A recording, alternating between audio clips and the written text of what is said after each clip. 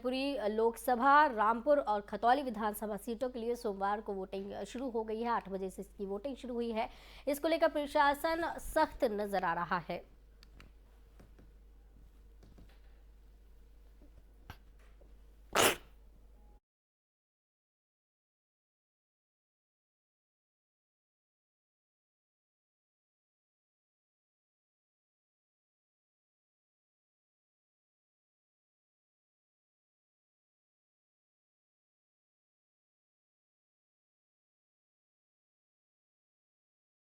आपको बताते चलें कि मैनपुरी में पहले 2 घंटे 9 बजे तक 5.2% मतदान हुआ। सुरक्षा के मद्देनजर मैनपुरी लोकसभा क्षेत्र में करीब 20,000 पुलिसकर्मी और खतौली विधानसभा सीट पर करीब 5,000 पुलिसकर्मी और महिलाओं को तैनात किया गया है। साथ ही मुजफ्फरनगर इलाके में भी सुरक्षा बढ़ा दी गई है। चुनाव आयोग के मुताबिक मैनपुरी में कुल 6 उम्मीदवार मैदान में हैं, तो वहीं रामपुर विधानसभा सीट पर 10 और खतौली विधानसभा सीट पर 14 उम्मीदवार मैदान में हैं। वहीं अगर वोटर्स की बात करें तो उपचुनाव के लिए कुल 24,43,000 मतदाता अपने मत अधिकार का प्रयोग कर सकेंगे। इनमें 13,14,000 पुरुष, 11,29,000 महिला और 132 अन्य श्रेणी के मतदाता शामिल हैं। उपचुनाव के लिए 1,945 मतदान केंद्र और 3,062 मतदेय स्थल बनाए गए हैं। अगर खतौली की बात की जाए तो खतौली विधानसभा सीट के लिए 3,12,446 मतदाता वोट डालने के लिए जा रहे हैं। मुजफ्फरनगर एडीएम नरेंद्र बहादुर सिंह ने कहा कि उपचुनाव के लिए सभी तैयारियां कर ली गई हैं। मतदान एजेंटों को संबंधित बूथों पर भेजा गया है। इसी के साथ पूरे क्षेत्र को 37 सेक्टर और 9 जोन में बांटा गया। खतौली सीट पर निवर्तमान विधायक विक्रम सैनी की पत्नी राजकुमार सैनी बीजेपी विधायक उम्मीदवार के तौर पर मैदान में है, जबकि सपा के सहयोगी राष्ट्रीय लोकदल ने मदन भैया को प्रत्याशी बनाया है।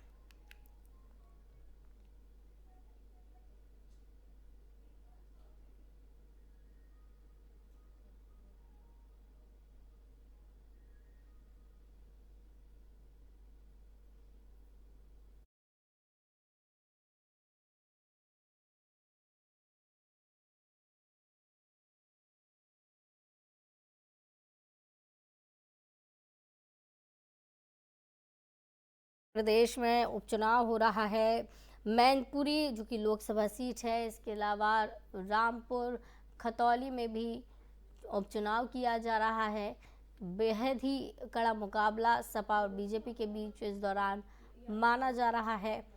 बीजेपी के ऊपर गंभीर आरोप सपा ने इस दौरान लगाए हैं। चप्पे चप्पे पर पुलिस बल तैनात किया गया है और लोग बढ़ चढ़कर वोट करने के लिए पहुंच रहे हैं। बूथ पर लंबी लंबी कतारें देखने को मिल रही हैं। यूपी की 3 सीटों पर सीधा मुकाबला सपा और बीजेपी के बीच माना जा रहा है। वहीं चप्पे चप्पे पर पुलिसकर्मी तैनात किए गए हैं। यूपी की 3 सीटों पर ये उपचुनाव हो रही हैं। इसको लेकर लोगों में खासा उत्साह नजर आ रहा है। मैनपुरी की जनता किसे मौका देती है, ये देखने वाली बात है, क्योंकि नेताजी के जाने के बाद ये सीट जब खाली हुई तो सपा ने अपनी विरासत बचाने की कोशिश की और डिंपल यादव को चुनावी मैदान में उतारा है। अब सपा का ये दांव कितना कारगर साबित होता है, ये देखने वाली बात होगी।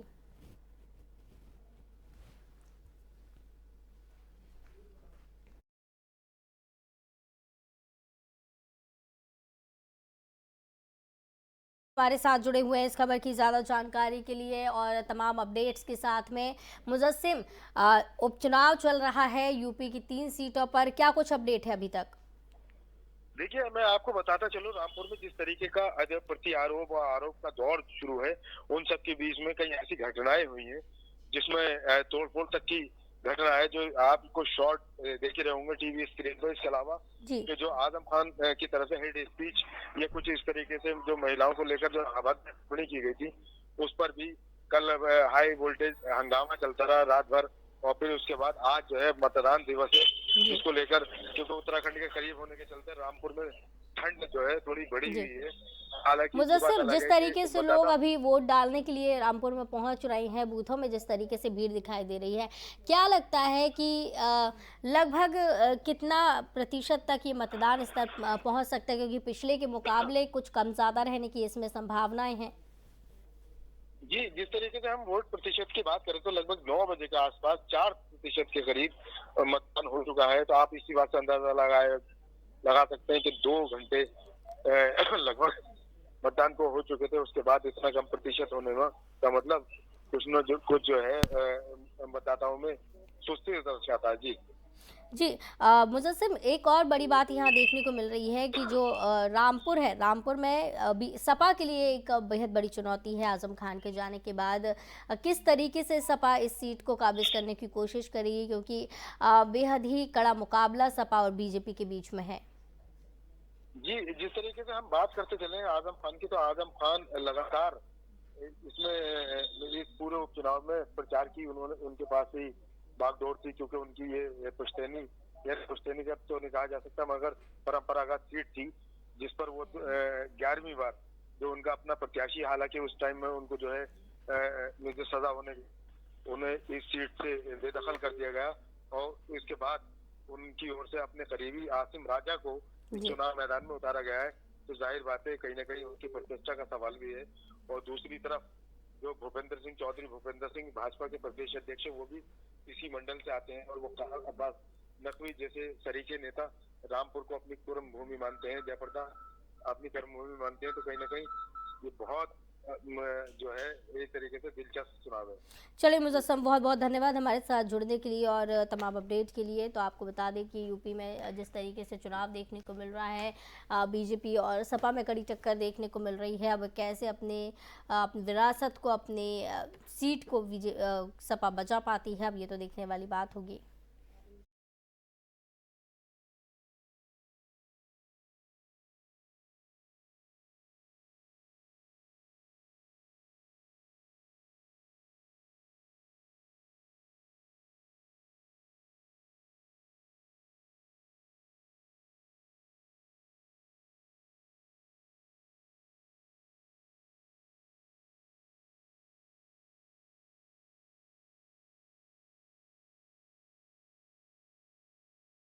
हमारे साथ ज़्यादा जानकारी लेकर इसी खबर पर खतौली से हमारे संवाददाता जुड़े हुए हैं।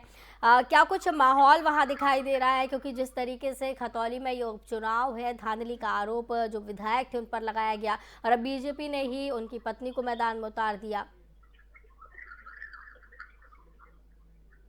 देखिए, खतौली में आज उपचुनाव है, खतौली सीट पर, खतौली विधानसभा सीट पर, जी। और सुबह सवेरे से ही मतदाता काफी जागरूक है और सुबह सवेरे से ही अपने घरों से निकलकर वोट कर रहे हैं। अगर सुरक्षा की हम बात करें तो सुरक्षा की दृष्टि को देखते हुए भारी पुलिस फोर्स भी यहाँ तैनात किया गया है जी। और दोनों ही प्रत्याशियों के बीच यहाँ कांटे की टक्कर देखने को मिल रही है। एक गठबंधन के प्रत्याशी है मदन भैया, दूसरी विक्रम सैनी जो पूर्व विधायक है, उनकी धर्मपत्नी है राजकुमारी सैनी, दोनों के ही बीच कांटे की टक्कर है यहाँ। जी।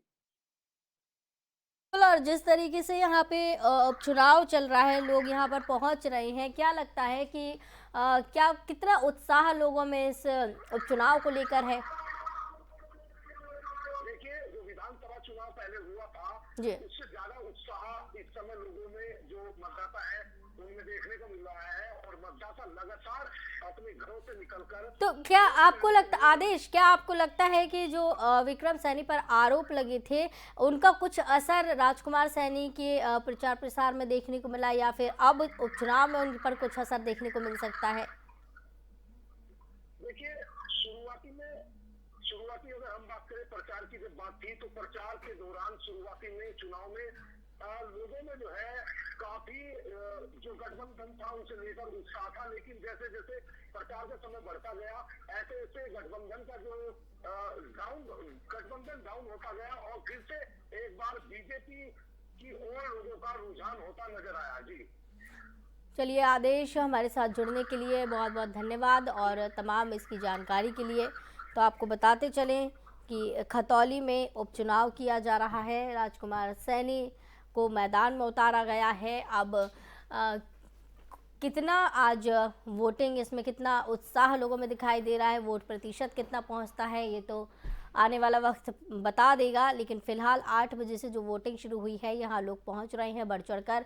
इस ठंड के बीच में भी लोगों में उत्साह कम होता हुआ नजर नहीं आ रहा है। और साथ ही साथ आपको बता दें कि प्रशासन भी इस दौरान चौकन्ना है और जगह जगह व्यवस्थाएं की जा रही हैं। पुलिस प्रशासन जगह जगह तैनात है और किसी भी तरीके की कोई कमी यहाँ पर देखने को ना मिले, इसकी कोशिशें की जा रही हैं।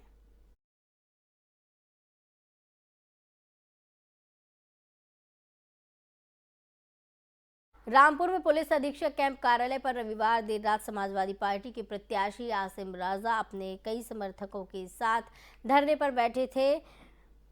वे उनके गिरफ्तार किए गए समाजवादी पार्टी के समर्थक वर्करों की रिहाई की मांग कर रहे थे, जिनको पुलिस ने गिरफ्तार किया था। तो वहीं कुछ महिलाएं एसपी आवास कैंप कार्यालय पर सपा नेता आजम खान की गिरफ्तारी की मांग कर रही थीं और समाजवादी पार्टी प्रत्याशी आसिम राजा के सामने धरने पर बैठ गए। चुनाव आचार संहिता के चलते पुलिस ने बल प्रयोग कर दोनों को धरना स्थल से हटा दिया। बता दें कि सपा नेता आजम खान ने महिलाओं पर जो अभद्र और आपत्तिजनक बातें कही थी, उसी से नाराज महिलाएं थीं। उनका आरोप था कि आजम खान महिलाओं का अपमान करते हैं। उन्होंने कहा कि रविवार को मतदान के दिन गड़बड़ी कर सकते हैं, इसलिए एक दिन के लिए आजम खान को पुलिस हिरासत में रखे। महिलाओं ने मीडिया से बात करते हुए कहा कि आजम खान महिलाओं पर अभद्र टिप्पणी करते हैं, कहते हैं कि बच्चा पैदा होने से पहले आजम खान से पूछ लो बाहर आना है या नहीं। इसलिए वो लोग आजम खान की गिरफ्तारी की मांग करने आई हैं।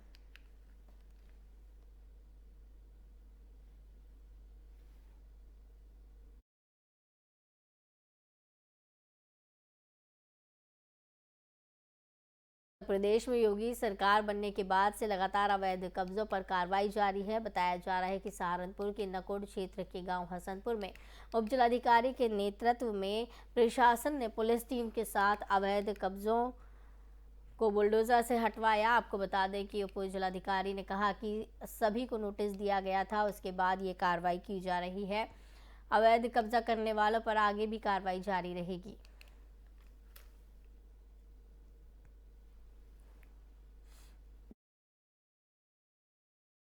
ये जो तालाब के ऊपर जो भी ट्वेंस थे उसके ऊपर हम लोग कार्रवाई कर रहे हैं और उसको निकाल रहे हैं इधर। और दूसरा जगह एक स्कूल का ज़मीन है, उधर भी हम लोग कार्रवाई कर रहे हैं आज। मैडम किसी लोगों की जैसे इस प्रकार से प्रतिक्रिया यहाँ कुछ रोकवावट आ रही है, तो उसको लेकर के किस तरह के क्या होंगे? लीगल इश्यूज हम लोगों ने पूरा चेक कर लिया है और नोटिस भी दे दिया है। जितने भी इधर लोग हैं उनको नोटिस भी दे दिया है। अगर उनके कुछ लीगल पेपर्स है वो भी जमा करने के लिए बता दिया है। ऐसा जो भी इश्यूज है जो लीगली वैलिड है वही हम लोग कर रहे हैं। अमेठी जिले से एक बड़ी खबर सामने आई है, जहां 15 दिन पूर्व गायब युवक का शव आज थाने से चंद कदमों की दूरी पर मिलने से हड़कंप मच गया है। आपको बता दें कि ये महीने भर के अंदर दूसरी लाश मिली है, जिसके बाद अब लोग पुलिस की कार्यशैली पर सवाल खड़े कर रहे हैं। जानकारी के अनुसार युवक का शव तालाब में झाड़ियों के बीच मिला। वहीं पीड़ित परिजनों ने हत्या कर शव फेंके जाने की आशंका जताई है। परिजनों का ये भी आरोप है कि पुलिस को गायब होने की सूचना दी थी, उसके बावजूद भी पुलिस ने ढूंढने का प्रयास नहीं किया है। आज शव मिलने के बाद सूचना पर पहुंची पुलिस ने शव को कब्जे में लेकर विधिक कार्रवाई करने की बात की है। आपको बताते चलें कि मामला संग्रामपुर थाना कस्बा कालीकंद धाम मंदिर के पास का है। शव मिलने के बाद से ही इलाके में हड़कंप मचा हुआ है।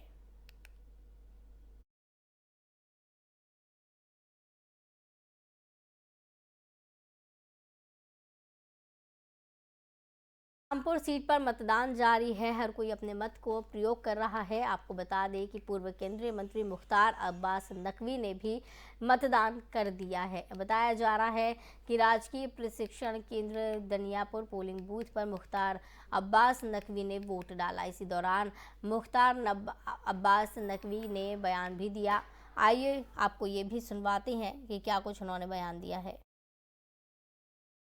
वो तमाम वो दुकानें जो दुकानें की जाति के नाम पे, धर्म के नाम पे ठेकेदारी करती थी, वो आज जो है वो वहाँ तंगी और मंदी और तालाबंदी की हालत खड़ी हुई है। 2 दिन में 2 मुकदमे हुए आजम खां पर चुनावी प्रचार में। देखिए, यहाँ मैं किसी व्यक्ति पे कुछ नहीं कहता। कानून का अपना काम है, वो कानूनी जो प्रक्रिया है वो अपने वो करेंगे।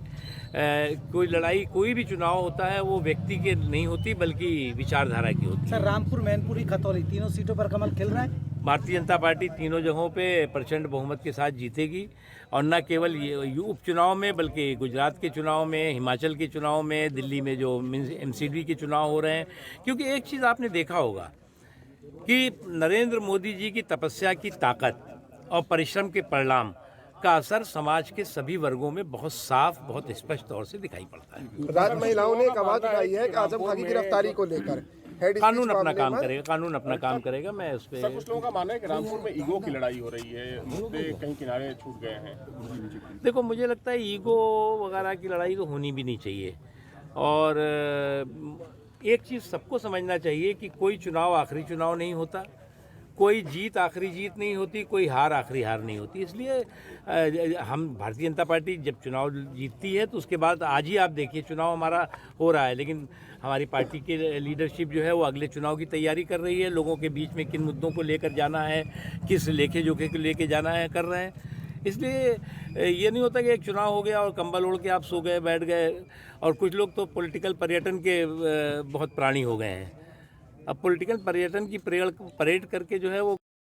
तो इस बुलेटिन में फिलहाल इतना ही। मुझे दीजिए इजाजत। नमस्कार।